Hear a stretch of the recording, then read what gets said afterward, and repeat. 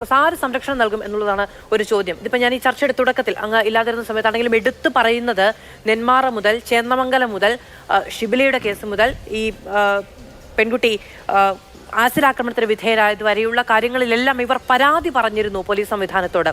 നമ്മുടെ ഒരു വിശ്വാസമാണ് അല്ലെ. അപ്പോൾ അത് ലംഘിക്കപ്പെടുമ്പോൾ പിന്നെ ആരെ എന്ന ചോദ്യത്തിന് ഒരു ഉത്തരം വേണ്ടേ? തീർച്ചയായിട്ടും ഈ ചെന്താമരയിലൂടെ തന്നെ എൻ്റെ ചർച്ച ആരംഭിക്കാം.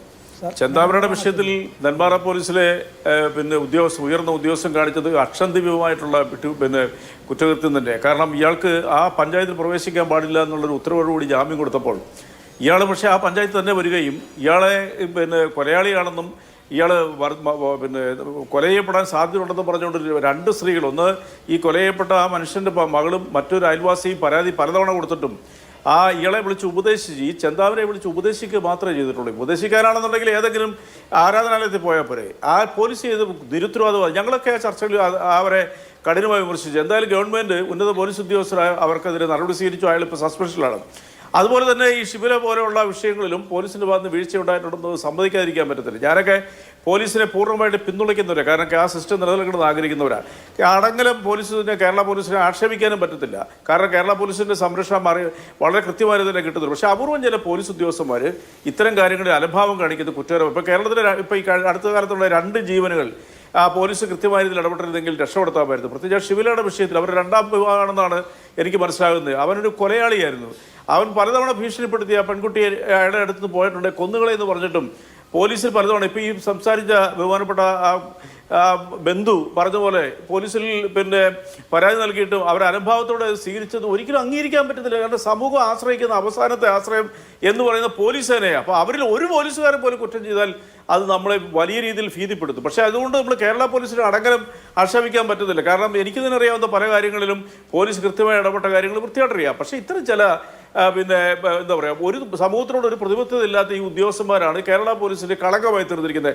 യാതൊരു സംശയമില്ല കാര്യത്തിൽ. ഇപ്പോൾ ആസിഡ് ഒഴിച്ച വിഷയത്തിൽ ആ കുട്ടിയുടെ അമ്മ ഇന്ന് മാധ്യമങ്ങളോട് പറഞ്ഞു കേട്ടും വേദന തോന്നി. കാരണം അവർ പലതവണ പോയി പരാതി നൽകി ഇതിനുള്ള സാധ്യതയുണ്ടെന്ന് പറഞ്ഞിട്ട്, എന്നിട്ടും അവരത് അലംഭാവത്തോടുകൂടി ആ പോലീസ് സ്റ്റേഷനിലെ ഉദ്യോഗസ്ഥന്മാർ അത് കേട്ടിരുന്നെന്ന് പറയുന്നത് നമുക്ക് ഒരിക്കലും അംഗീകരിക്കാൻ പറ്റത്തില്ല. ഒരു ഗവൺമെൻറ് മനസ്സ് വെച്ചാൽ ഇത്തരം വികൃതമായ മാനസികാവസ്ഥയുള്ള പോലീസുകാരെ സംരക്ഷിക്കാൻ പറ്റത്തില്ല. ഈ ഒരു ഉദാഹരണം ഞാൻ പറയും. ഈ അടുത്ത ദിവസം നമ്മുടെ കോട്ടയത്തെ ഷൈനിയും മക്കളും ആത്മഹത്യ ചെയ്തതുമായിട്ട് ബന്ധപ്പെട്ട് ചർച്ചയിൽ പങ്കെടുക്കുന്നതിന് മുമ്പായിട്ട് ഒരു പോലീസ് സ്റ്റേഷൻ, ഏത് പോലീസ് സ്റ്റേഷനാണെന്ന് ഞാൻ പറയുന്നില്ല, ഞാൻ വിളിച്ചു സംസാരിച്ച് ഞാൻ ഇന്നയാളാണ്, എനിക്ക് എൻ്റെ ഡീറ്റെയിൽസ് എന്ന് പറയാമെന്ന് ചോദിച്ചപ്പോൾ ആ പോലീസുകാരന് ഫോണെടുത്തയാൾ വളരെ മോശമായിട്ടാണ് സംസാരിച്ചത്.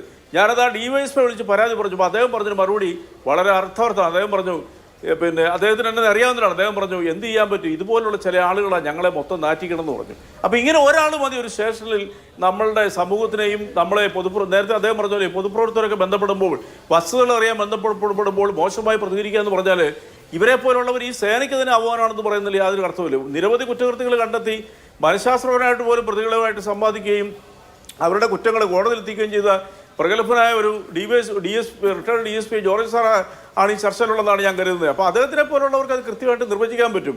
അപ്പോൾ കേരളത്തിലെ പോലീസ് സേനയെ നിയന്ത്രിക്കുന്ന ആഭ്യന്തര വകുപ്പ് കൃത്യമായി കാര്യങ്ങൾ ചെയ്യുന്നുണ്ട്. കുറ്റകൃത്യങ്ങൾ ചെയ്ത 122 പോലീസുകാരെ അതൊരു 2 DYSP സർവീസിൽ നിന്ന് പിരിച്ചുവിട്ട കേരളത്തിലെ ആദ്യത്തെ സംഭവം ഈ LDF സർക്കാരിൻ്റെ കാലത്താണ്. 220 പേര് 202 പേര് ഇപ്പോൾ സേനയ്ക്ക് പുറത്തേക്ക് പോകാനായിട്ടുള്ള ഉത്തരവ് കാത്തിരിക്കുകയാണ്. അപ്പോൾ അങ്ങനെയൊക്കെ ചെയ്യുന്നുണ്ടെങ്കിലും ചില വികൃത മനസ്സുള്ള പോലീസുകാർ സമൂഹത്തെ ഭയപ്പെടുത്തുന്നുള്ളവരും വസ്തുതയാണ്. അത് നിഷേധിച്ചിട്ടൊന്നും നമുക്ക് ഇപ്പോൾ ഞാനൊരു CPM കാരനാണെങ്കിലും എനിക്കത് നിഷേധിക്കാൻ പറ്റത്തില്ല, അതിനെ ന്യായീകരിക്കാനും പറ്റത്തില്ല. പക്ഷെ മാധു പറഞ്ഞ ചോദ്യം വളരെ പ്രസക്തം. ആര് സംരക്ഷിക്കേണ്ടവർ തിരിഞ്ഞു നിന്നിട്ടുണ്ടെങ്കിൽ പിന്നെ ജനങ്ങൾ എവിടെ ആശ്രയിക്കുന്ന ചോദ്യത്തിന് വളരെ പ്രസക്തിയുള്ളത് ഞാൻ വിചാരിച്ചിരിക്കുന്നത്. അതിനെ ഞാൻ ഒരിക്കലും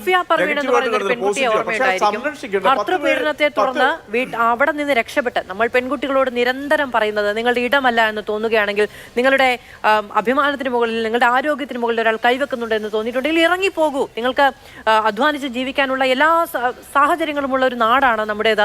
ആത്മാഭിമാനത്തോടെ ജീവിക്കാൻ കഴിയുന്ന ഇടമാണ്. വീടുകളിലേക്ക് തിരികെ വരാൻ, പെൺകുട്ടികളെ തിരിച്ച് സ്വീകരിക്കാൻ കഴിയുന്ന മനോഭാവവും സാമൂഹ്യ സാഹചര്യവും നമ്മൾ ഉണ്ടാക്കിയെടുക്കണം എന്നൊക്കെയാണ്.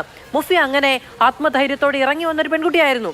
പക്ഷെ പിന്നീട് തനിക്കെതിരെ ഈ പീഡനങ്ങൾ നടത്തിയ ആൾക്കെതിരെ പരാതി കൊടുക്കാൻ പോലീസ് സ്റ്റേഷനിലെത്തിയപ്പോൾ ഉണ്ടായ പ്രശ്നങ്ങളുടെ പേരിൽ ആത്മഹത്യ ചെയ്യേണ്ടി വന്ന ഒരു പെൺകുട്ടിയാണ് മൊഫിയ പർവീൺ. നിരന്തരമായി അതിന്റെ നിയമ പ്രക്രിയയിലൊക്കെ മൊഫിയയുടെ പിതാവ് നിരന്തരമായി മാധ്യമങ്ങളോട് വന്ന് പൊതുസമൂഹത്തോടൊക്കെ പറയുന്നുണ്ടായിരുന്നു, ഈ രീതിയിൽ കൈവിട്ടു പോകരുത് എന്നുള്ളൊരു കാര്യമാണ് പറയുന്നത്. അതായത്